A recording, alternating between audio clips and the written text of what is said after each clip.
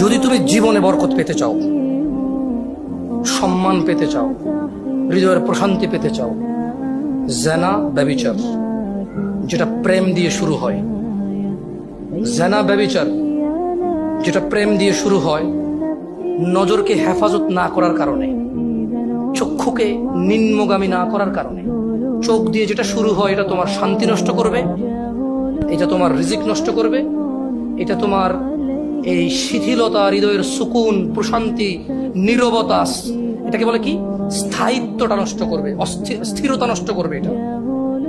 ছোট ভাই, তোমার প্রতি আমার নসিহত, তুমি কে নীল পড়ছে, লাল পড়ছে, কে ছোট পড়ছে, কে বড় পড়ছে, তুমি এগুলো মেজারমেন্ট করার দরকার নাই। তুমি নিচে নজর রাখো, হাঁটো, তোমার এটা জানারও দরকার নাই আজকে তোমার সামনে দিয়ে কয়টা মেয়ে কি পড়ে গেছে তুমি দেখোই নাই।